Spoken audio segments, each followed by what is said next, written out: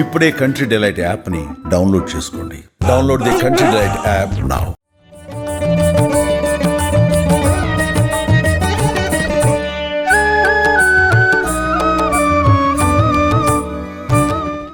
నమస్తే రమ్ గారు. నమస్తే జయ. శరన్నవరాత్రిలో 10వ రోజులో ఉన్నాం.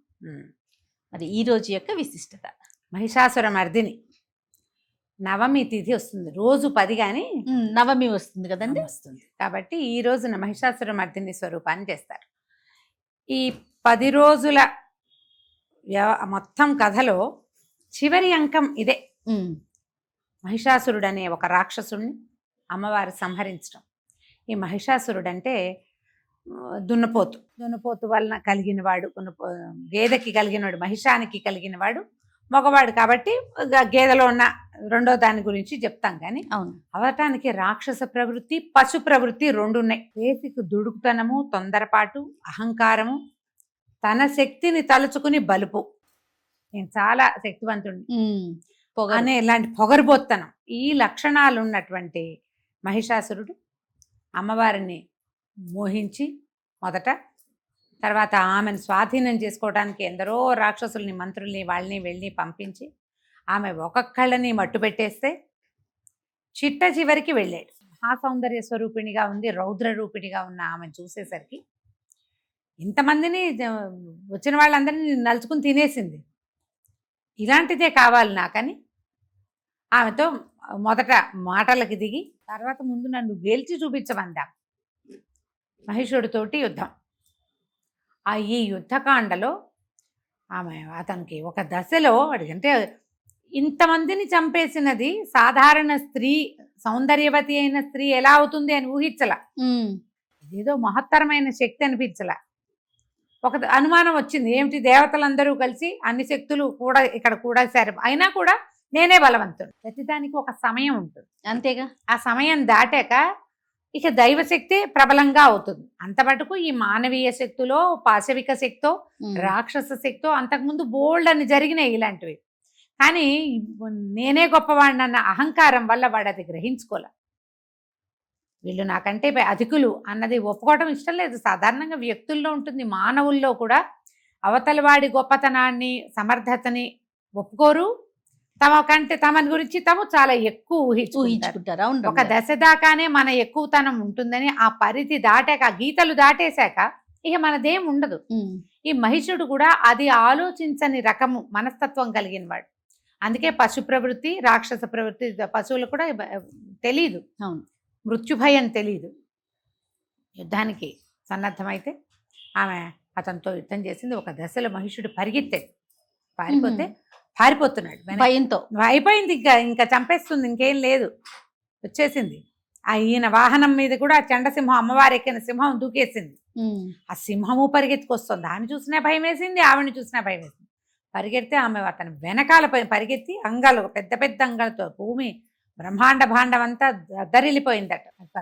ఒక 4 అడుగులు వెనకాల వెళ్ళి వేగంగా వెనక నుంచి పట్టుకుని సంహరించింది. ఆ సంహార స్వరూపాన్ని ఈ రోజున మనం పూజిస్తాం. ఎప్పుడు పాశవిక ప్రవృత్తో, రాక్షస ప్రవృత్తో, అధికార ధన మదము, బల గర్వము, ఏదైనా ఒక గీత దాటే వరకే అంతే. ఆ గీతలు దాటాక ఇక మీకు చరమాంకం పాడటమే అవుతుంది. ఎవరైనా అంతే. ఆ సమయానికి పరమ సుకుమారిగా, సౌందర్యవతిగా, అబలగా, అనుభవించదగిన వస్తువుగా కనపడిన స్త్రీ స్వరూపిణి అయిన అమ్మ ఈమె ఒట్టి అనుభవింపబడేదే కాదు, అవసరమైతే ఈ స్వరూపాన్ని కూడా ఎత్తగలదు. నీ పుట్టుకకి కారణం ఆమె అనేది నువ్వు గుర్తించాలని ఈ పాశవిక ప్రవృత్తి కలిగిన మహిషుడికి చూపిస్తుంది అమ్మవారు. ఎప్పుడైతే ఇతన్ని సంహరించిందో ఆ మంచి మహోగ్ర రూపిణిని చూసేసరికల్లా బెదిరిపోయారు దేవతలంతా. భూమి ఆకాశాలు ఏకమైపోయినాయి ఆమె ఆ పరాక్రమం ముందు, ఆ ఆయుధాల ముందు, ఆ మహోగ్రమైన రూపం ముందు. అలాంటి స్వరూపంలో ఉన్నటువంటి అమ్మని ఈ రోజున ఆరాధిస్తాం. ఉగ్రస్వరూపిణిగానే ఆరాధన అందుకుంటుంది. ఇంచుమించు అన్ని దేవాలయాల్లో కూడా ఇవాళ మహర్నవమి నాడు ఉగ్రరూపిణిగా ఉండేటువంటి మహిషాసుర మర్దిని స్వరూపంలోనే అమ్మవారి సింహవాహినిగా, అష్టభుజిగా, అష్టాదశ భుజిగా ఎంత అలంకారం చేయగలిగితే అంత విశేషంగా ఎర్రని పువ్వులతోటి పూజ చేస్తారు, ఎర్రటి వస్త్రాలు సమర్పిస్తారు.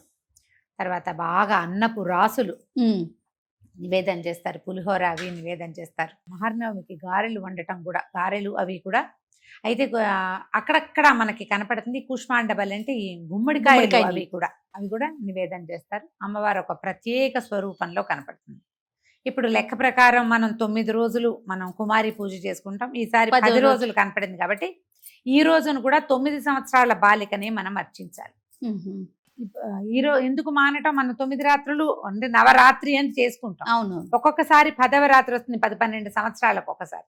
ఈ రోజును కూడా ఓ 9 సంవత్సరాల బాలికని చక్కగా పసుపు రాసి పారాయణ పెట్టి ఆమెకు వస్త్రాలు అవి సమర్పించి అలంకరణ చేసి ఆమె ఆశీస్సులు కూడా తీసుకోవచ్చు. దేవాలయాలన్నిట్లలో కూడా మహిషాసురమర్దిని స్వరూపంలోనే అమ్మవారు కనపడుతుంది. విశేషంగా మన ఇంటికి ఎవరైనా వస్తే మహిషాసురమర్దిని స్తోత్రం చదువుకోవచ్చు. మహిషాసురమర్దిని చాలా అద్భుతంగా ఉంటుంది. అసలు చదివితే గూస్ బంప్స్ వస్తాయి చేయ, సరిగ్గా చదివితే మంచి ఉద్రేకం వస్తుంది, సంతోషం వస్తుంది, ఉద్రేకము వస్తుంది. విశేషంగా ఎక్సలెంట్గా ఉండే స్తోత్రాల్లో మహిషాసురమర్దిని స్తోత్రం ఒకటి. దాంతోపాటుగా మన మహిషాసురమర్దినికి సంబంధించినటువంటి రకరకాల స్తోత్రాలని, శ్లోకాలని చదువుకోవచ్చు. దేవి భాగవత పారాయణ చేయొచ్చు ఈ రోజున దేవి భాగవతం. తర్వాత ఏమో చండీ సప్తశతి లేదా దుర్గా సప్తశతి అంటారు, దుర్గా సప్తశతి పారాయణ చేసుకోవచ్చు. చండీ పారాయణం చేస్తారు కదా, అది కూడా చక్కగా చేసుకోవచ్చు. విశేషించి మీరు ఎంత అన్నం వినిమయం చేస్తే అంత మంచిది ఈ రోజున. ఎందుకంటే అన్నము కొద్దిగా నివేదన కాకుండా రాసులుగా నివేదన కనుక చేస్తే చాలా అత్యద్భుతమైన ఫలితం లభిస్తుంది. ఎవరెవరి అవకాశాన్ని బట్టి వాళ్ళు చేసుకోవచ్చు. అమ్మగారు, కొన్ని ప్రాంతాల్లో ఈ రోజు ఆయుధ పూజ కూడా చేస్తారు కదండి. నవమి నాడు ఆయుధ పూజ చేస్తారు జయ. ఎందుకంటే ఈ మహర్నవమి రోజు అమ్మవారు సాయంకాలం మహిషాసురుని సంహరించింది. అప్పుడట దేవతలందరూ తమ తమ ఆయుధాలని అన్నీ ఇచ్చారు అమ్మవారికి. మొత్తం ఆయుధాలన్నీ అందరు దేవతలందరి దగ్గర ఉండే ఆయుధాలన్నీ కుప్పపోసి రాసి అమ్మవారికి ఇచ్చారు. ఇస్తే ఆమె అందుకే 18 చేతుల్లో ధరించి ఉందా ఆయుధాలు.